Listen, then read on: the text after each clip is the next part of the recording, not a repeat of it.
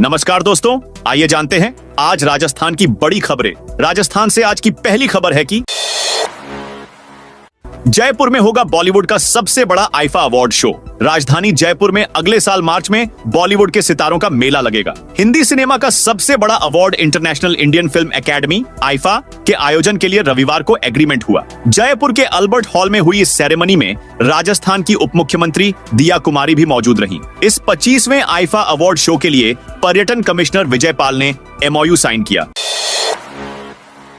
अजमेर के रूपनगर में अंधाधुंध फायरिंग हॉस्टल के सामने दुकान निर्माण को लेकर दो गुटों में विवाद हो गया। दोनों ओर से एक दूसरे पर लाठी डंडों से हमला किया गया। गाड़ियों में तोड़फोड़ कर दी और JCB को आग लगा दी। एक पक्ष की ओर से गोलियां चलाई गई। फायरिंग में एक युवक की मौत हो गई। दहशत के चलते बाजार बंद हो गए। एक पक्ष की ओर से स्कॉर्पियो से लोगों को कुचलने की भी कोशिश की गई। मामला अजमेर में रूपनगर का रविवार सुबह 11:30 बजे का है। जैसलमेर में 1 घंटे में लगाए 5 लाख पौधे। रेतीले टीलों के नाम से मशहूर जैसलमेर में अब हरित क्रांति का संदेश परवान पर है। प्रादेशिक सेना यहां पौधारोपण में नया इतिहास रचने जा रही है। प्रादेशिक सेना की 128वीं पैदल वाहिनी इको टास्क फोर्स ने रविवार को जैसलमेर में 1 घंटे में 5 लाख से अधिक पौधे लगाकर वर्ल्ड रिकॉर्ड बनाया है। करीब 5000 लोगों ने इस रिकॉर्ड को पूरा करने में अपनी भागीदारी निभाई, जिससे भविष्य में यह क्षेत्र ऑक्सीजन जोन की तरह काम कर सके।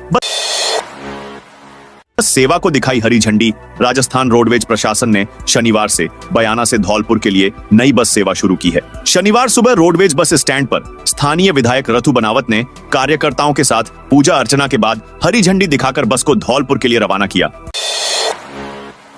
दौसा सांसद मुरारीलाल मीणा का जजों की नियुक्ति पर विवादित बयान। सांसद मुरारीलाल मीणा ने जजों की चयन प्रक्रिया पर सवाल उठाते हुए कहा कि सुप्रीम कोर्ट में जजों के चयन को लेकर परीक्षा आयोजित की जानी चाहिए। जो ईमानदारी से परीक्षा के जरिए चयनित होगा वह किसी सरकार के दबाव में काम नहीं करेगा। कॉलेजियम से बनने वाले जज बड़े नेताओं को खुश रखने के लिए उनकी ही बात करते हैं। राजस्थान में भी कई ऐसे परिवार हैं जिनके 10 जज बन गए। वर्तमान में सुप्रीम कोर्ट के चीफ जस्टिस के पिता भी सुप्रीम कोर्ट के चीफ जस्टिस थे।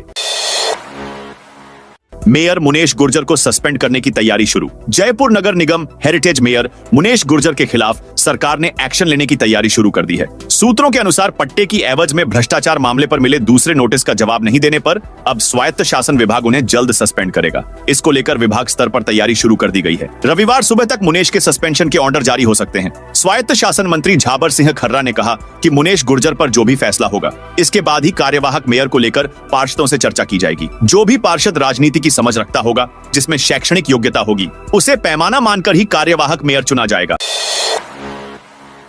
रेलवे चलाएगा सरप्राइज टिकट चेकिंग अभियान। रेलवे ने दिवाली और छठ पूजा का कंफर्म टिकट होने के बाद भी यात्रियों को सीट नहीं मिलने की परेशानी को देखते हुए बड़ा निर्णय लिया है। इस दौरान रेलवे सरप्राइज टिकट चेकिंग अभियान चलाएगा। रेलवे बोर्ड के ED PM शिवेंद्र शुक्ला ने इसके निर्देश जारी कर दिए हैं। दिल्ली, कोटा, उदयपुर, जोधपुर रूट पर CCM स्क्वाड ऑफ मंडल की चेकिंग टीमें आकस्मिक जांच करेंगे। टिकट किस कोटे से और कैसे बनवाया।